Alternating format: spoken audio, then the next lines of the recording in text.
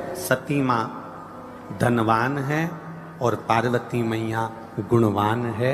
इसलिए पूरी दुनिया में जितने भी व्रत हैं, पूरी भारत की भूमि पर जितने व्रत होते हैं, कोई व्रत लक्ष्मी जी का नहीं है। भारत की भूमि पर कोई व्रत सरस्वती मैया का नहीं है। भारत की भूमि पर कोई व्रत इंद्राणी का नहीं है। भारत की भूमि पर कोई व्रत किसी देवी का नहीं है। जितना भारत की भूमि पर एक व्रत भारी है वो है माता पार्वती जी का। तीज का व्रत करोगे तो पार्वती जी का है, चतुर्थी का व्रत करोगे तो पार्वती जी का है, छठ का व्रत करोगे तो पार्वती जी का है। आप जितने व्रत देवी जी का करोगे नवरात्र में तो पार्वती जी का है। भारत की भूमि पर जितने व्रत हुए नारियों के, छोटी तीज, बड़ी तीज, हरतालिका तीज, करवा चौथ, जितने चतुर्थी के व्रत, जितने तीज के व्रत, जितने छठ के व्रत, जितने भारत की भूमि पर हुए, ये सब माता पार्वती जी के हैं। पार्वती के क्यों हैं? क्योंकि धनवान और गुणवान में अंतर है। माँ पार्वती गुणवान है, इसलिए माताएं उनके व्रत कर कर अपने अंदर भी वो गुण उत्पन्न करना चाहती हैं कि हम भी ऐसा तप करें, हम भी ऐसी साधना करें। हे माता पार्वती, जैसे आपका अखंड सौभाग्य है, हे माँ जगत जननी, हमारा भी मांग में अखंड सौभाग्य रहे। जैसे आपके चूड़े अमर हैं, हे माँ हमारे हाथ में भी चूड़े अमर हो। हे माँ जैसे आपके भाल की बिंदी अमर है, माँ मेरे भाल की बिंदी भी अमर हो। हे माँ जैसे आपके नैनों का सुरमा, बालों का गजरा अमर है, हे माता पार्वती हमारे भी नैनों का सुरमा और बालों का गजरा अमर कर देना। बस इतनी सी कृपा नारी माता पार्वती से मांगा करती है, माँ पार्वती से चाहती है। सूचक वस्तुओं का जो दान करता है वो जीवन में कभी विधवा नहीं होता। महाराज वो 8 वस्तुएं बताई हैं। पहला कुमकुम, दूसरा पुष्प, चाहे लाल हो, चाहे सफेद हो, चाहे पीला हो, पुष्प कोई भी हो। तीसरे नंबर पर है चंदन। चौथे नंबर पर है तांबुल, बीड़ा। 5वें नंबर पर है काजल। 6ठे नंबर पर है ईख। क्या बोलते हैं यहां पर ईख को? क्या बोलते हैं? गन्ना, ईख। 7वें नंबर पर है लौंग, खाने वाली जो लौंग होती है, लौंग। और 7वें नंबर पर है, 8वें नंबर पर है जीरा। कहते हैं चैत्र महीने की तृतीया तिथि को बिना नमक का भोजन कर कर, सुबह बिना नमक का भोजन करें, एक समय फलाहार करें बिना नमक का, और तुला दान के बराबर एक पलड़े में अपन बैठकर 8 वस्तुएं तुला की रख कर जो दान दे देता है वो नारी कभी विधवा होकर नहीं जाती, 7 जन्म तक अखंड सौभाग्यवती रहती है। अखंड सौभाग्य कार्य करेंगी तो भी सौभाग्य की सामग्री देंगी। सौभाग्य की सामग्री का दान क्यों किया जाता है? सौभाग्य सूचक वस्तुओं का दान क्यों किया जाता है? सौभाग्य की वस्तुएं क्यों प्रदान करी जाती है, क्यों दी जाती है? उसका कारण क्या है?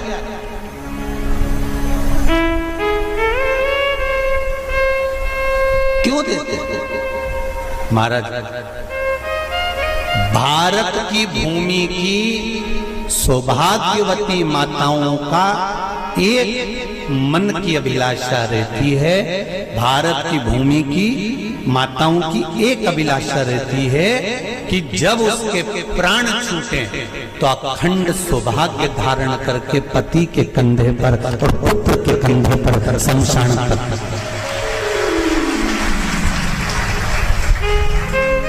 ये भारत की भूमि की माताओं की सोच, उनके मन का संकल्प, उनके मन का भाव। और विदेश की माताओं का क्या संकल्प होता है? महाराज भारत का एक संत विदेश गया और भारत के संत जब विदेश गए तो वहां पर एक मां, एक स्त्री पति की कब्र के पास में बैठकर पंखा कर रही थी।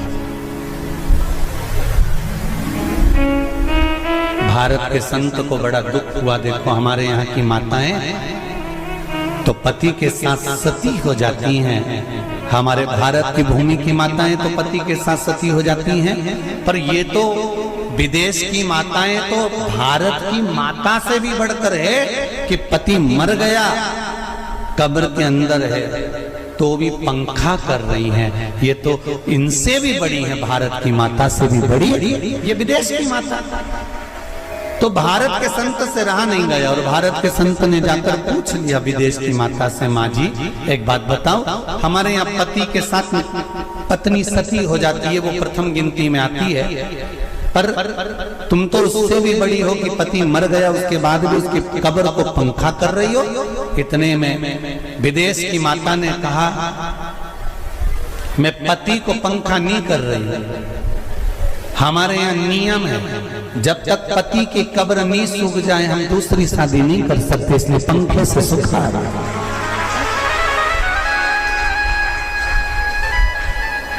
इसलिए पंखे से सुखा रही है। मेरे भारत की माताओं में और विदेश की माताओं में अंतर है सर। मेरे भारत की माताएं अखंड सौभाग्य की वस्तुएं धारण कर कर अपने आप को गौरवान्वित महसूस करती हैं और विदेश की माताएं ये सब वस्तुएं उतार कर गौरवान्वित महसूस करती हैं।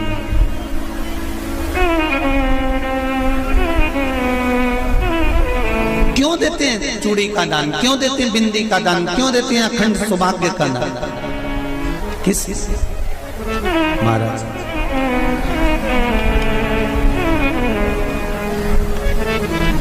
मेरे हाथों में भर भर के चूड़ी रहे,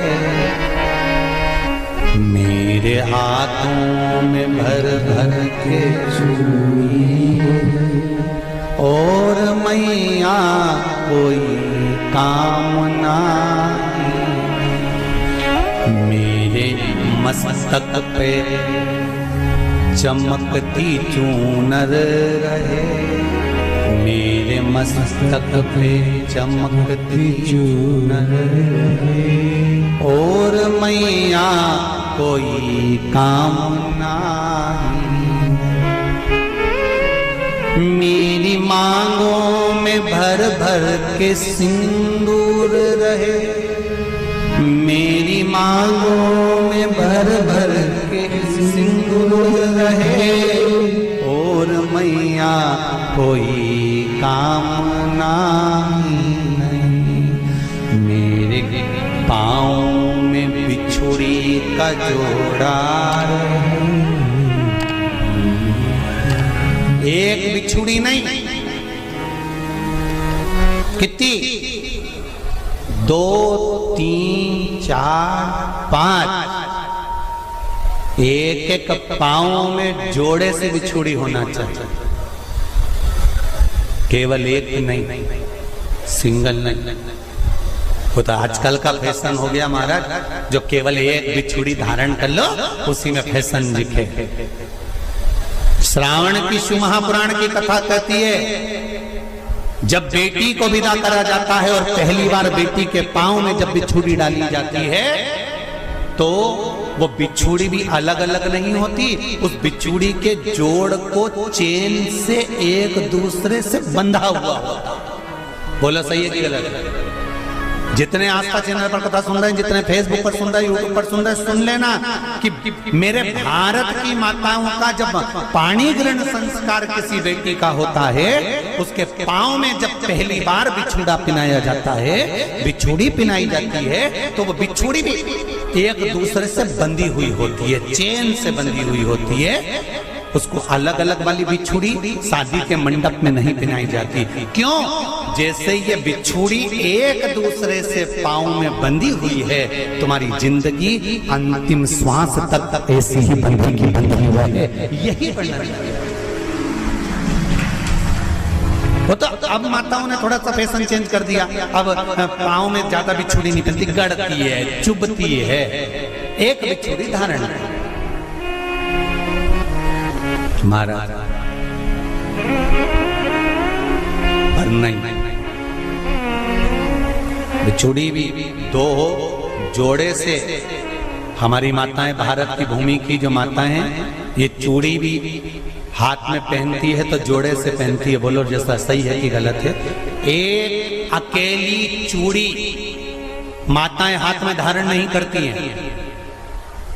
अगर भारत की भूमि की संस्कारित माताएं हैं और भारत की भूमि की सभ्यता और संस्कृति को जानती है तो अकेली चूड़ी नहीं, जोड़े की चूड़ी पहनेगी, 2 चूड़ा डालेगी, 4 डालेगी, 12 डालेगी, पर सिंगल नहीं, अकेले। और सरल भाषा में समझ लो, हमारे यहां ठेले पर लेने जाओ तो जो केले अपन खाते हैं वो भी सिंगल नहीं देते, उसको भी जोड़े से दिया जाता है। 2 दूं की, 12 दूं की, आधी दर्जन दूं की 1 दर्जन दूं। अब अंदाजा लगाइए, हमारे यहां देने का भी एक भाव है। श्रावण के महीने की शिव महापुराण की कथा, जिसका नाम है श्रावण शिव महापुराण की कथा, ये कहती है कि पार्वती जी ने और गंगा जी ने ये चतुर्मास में जितना सौभाग्य का दान दिया है, उनके बराबर दुनिया का कोई व्यक्ति इतना सौभाग्य का दान नहीं दे सकता जो माता गंगा और पार्वती दोनों दान दे रहे हैं।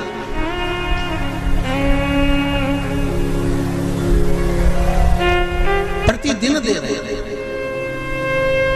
और अब तो फैशन आ गया, तुम लोगों जो सौभाग्य का दान देते हो प्लास्टिक की डलिया में देते हो, पर एक एक पुराण को उठा कर देख लेना, एक एक उद्यापन को उठा कर देख लेना, जितनी तुम कथा तुम्हारे घर में छोटी छोटी कथाओं की पोथियां पड़ी हो उनको उठा कर देख लेना, उसमें नहीं लिखा कि प्लास्टिक की डलिया में सौभाग्य की वस्तु का दान दिया जाता है। उसमें लिखा है बांस की पिटारी में, बांस की डलिया में सौभाग्य की वस्तुओं का दान दिया गया। क्यों? क्योंकि बांस वंश की वृद्धि करता है, बांस सौभाग्य की वृद्धि करता है, और बांस अखंड सौभाग्य, जैसे बांस का पौधा बढ़ते चले जाता है, बढ़ते चले जाता है, उसी तरह बांस की डलिया में जब दान दिया जाता है, बांस की टोकनी में जब दान दिया जाता है, तो ये भाव रखा जाता है कि तुम्हारा सौभाग्य ऐसे ही बढ़ता रहे। पर अब थोड़ा सा फैशन चेंज हो गया तो प्लास्टिक की डलिया, पर प्लास्टिक